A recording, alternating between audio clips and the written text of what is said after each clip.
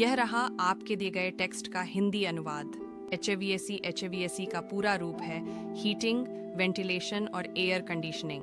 यह एक व्यापक शब्द है जो इमारत के अंदर के वातावरण को नियंत्रित करने वाली प्रणालियों और तकनीकों को दर्शाता है। HVAC सिस्टम का मुख्य उद्देश्य है थर्मल कंफर्ट, सुविधाजनक तापमान और बेहतर इंडोर वायु गुणवत्ता प्रदान करना। हीटिंग एज ये भाग कमरे का तापमान बढ़ाने के लिए जिम्मेदार होता है। इसमें प्रायः फर्नेस, हीट पंप या बॉयलर का उपयोग किया जाता है। वेंटिलेशन वी इसका मतलब है कमरे की हवा का आदान प्रदान या उसे बदलना। वेंटिलेशन का काम है तापमान नियंत्रित करना, नमी, बदबू, धुआं, गर्मी, धूल, जीवाणु, कार्बन डाइऑक्साइड को हटाना और ऑक्सीजन की पूर्ति करना।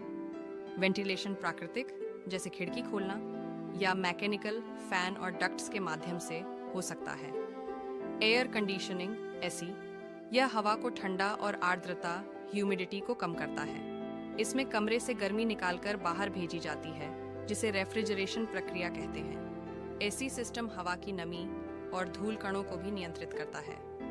संक्षेप में, HVAC सिस्टम एक संपूर्ण समाधान है जिसमें तीनों कार्य हीटिंग, वेंटिलेशन और एसी शामिल हो सकते हैं, जबकि सामान्य एसी केवल कूलिंग और डीह्यूमिडिफाइंग पर ध्यान देता है। रेफ्रिजरेशन शीतलन रेफ्रिजरेशन का अर्थ है किसी स्थान, वस्तु या सिस्टम से गर्मी हटाना ताकि उसका तापमान आसपास के तापमान से नीचे लाया और बनाए रखा जा सके। यह एक कृत्रिम शीतलन विधि है। आधुनिक रेफ्रिजरेशन सिस्टम का सिद्धांत वाष्प संपीड़न चक्र वेपर कंप्रेशन साइकिल पर आधारित है।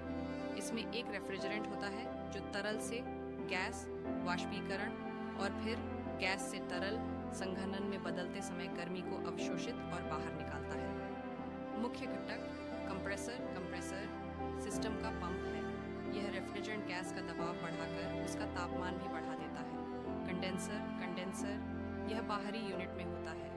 यहाँ गर्म उच्च दबाव वाली गैस से गर्मी बाहर निकल जाती है और वह ठंडी होकर तरल बन जाती है।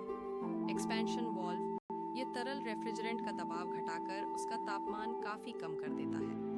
इवेपोरेटर यह आंतरिक यूनिट में होता है।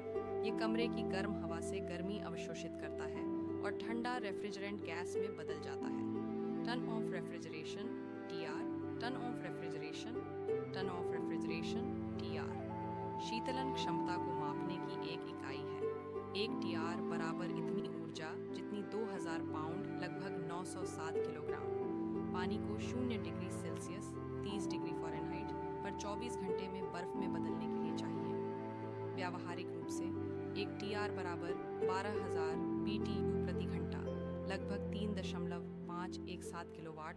इसका अर्थ है कि एक TR क्षमता वाला सिस्टम हर घंटे 12,000 BTU गर्मी निकाल सकता है। उदाहरण 2 टन एसी की शीतलन क्षमता 24,000 BTU प्रति घंटा होती है। या आप चाहेंगे कि मैं इसका आसान भाषा वाला छोटा संस्करण भी बना दूं ताकि याद करना और समझाना आसान हो जाए।